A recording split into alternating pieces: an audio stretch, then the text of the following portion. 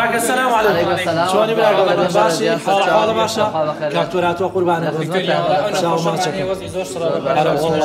زور هلا شو نخوش قرباني برا زيارة زي بتوان كم لخدمتك إن شاء الله يا سرداني يريك الدوك إن شاء الله نبابة شاروقي كيس برا زيارة خاتي قاسدانم زور باشا إن شاء الله جانا قد بتواني ما يستعني في بلا يزيد نبي إن شاء الله إن شاء الله إن شاء الله كايا باخوي يارمتي من بن بهواشي ترى شورى باقي والعادرة أها والله إيش خوالتي متعرفان شاير متي تاني كان نبي يجينا شورى بلام باخوي حساب كان طيب صاغيتو ما نبي يصفي جواب شوربم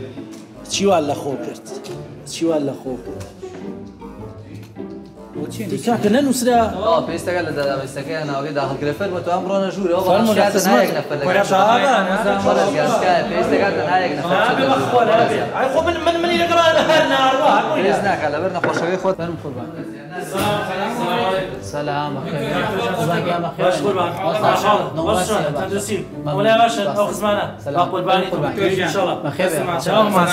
قرباني يا خوابي كيف يا اخوي سلامات بيا بخير يا سلامات بخير يا اخوي سلامات يا اخوي سلام محفوظ بيا اخوي بخير قربان قال كم كان نخوشك مع زين والله ان شاء الله ان شاء الله ان شاء الله الله بقول رجل دانش دانش قربانك ان شاء الله بيا بخير يا اخوي قربان ان شاء الله قام بخير بخير خير او قربان الله يكاك جوني بخوا بيك وبإلى إشابه تفقير بردي شيء والله وجنبه والله كشي لبرقاتي أهم ده غازا أم شو براش ساعات سيشو تلفوني بقولهم بدهم ولا هم زميلي سر ما ليش ما بقولك خلاص أنا ولا هر عزالك باش نبغى برمني ما الله بتوزع احترامي شيء كم بقول دكتور دانش درزيتك الله تنكردو والله درزيك باشا ما درزيك ايه دكتور كان قربان كان زين خوي دكتور جنان قصكان ناقش ما بينا راسك قدر إخواننا باب زين خوي تشيله كاك إن شاء الله بيان خير ما تشني قصكان خينا قربان من أزارك أمريكان دوران كانت كش أزارك هذا ما يتو أروى يتو ناس أنا نبركها زوزو زيادة حد أزارك يزبزونه وخربوه عليه بكم ما دواك هو اللي يعني يدلوش نقول ما دو بعد نخوش كتار سكين إنسان يوم خدمة كانت كش يتو أروى يتو أما تشني كوي كان مجالك أوام نيبه فتريك زوروا بس أحسنك أمشي هیچ تان کردووە؟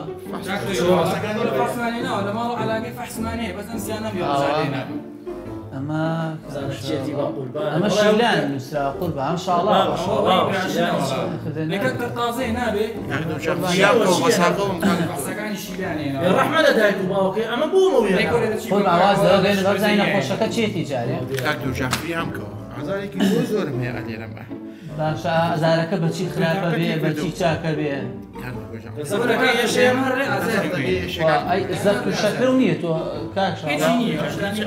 هیچ نییە تەمەنی چەندێ بوو؟ تەمەنم 44 ساڵەکە 44 ساڵە 44 ساڵ ناوا بێ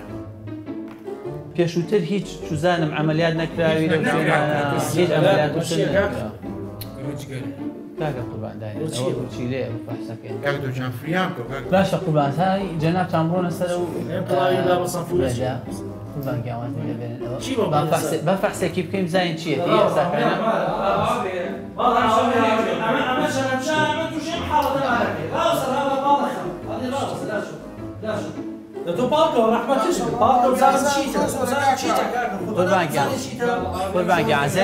زين نبي تشوف بيننا در وكا من فحصه كيف كم ثاني شيء كان توجه اسا نقول فحصه كم كان الله باشا قربان قاعد فهم شاورك بو كابتن يا كاتب ايوه ازت كيشن شاورك بان فحصه كيف كم كاك شاء الله قال اسا فحصه كم لهر شويه كازار هبو زور باشا قربان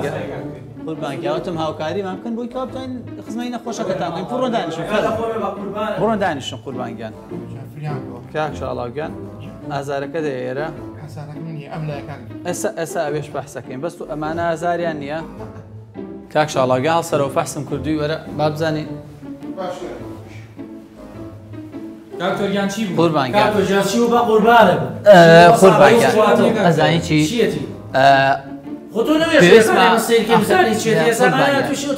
فەلەمەکە ئەزانی چی با تێبگەینێک ئەمە پێویستی بە سۆنەرێکە بێ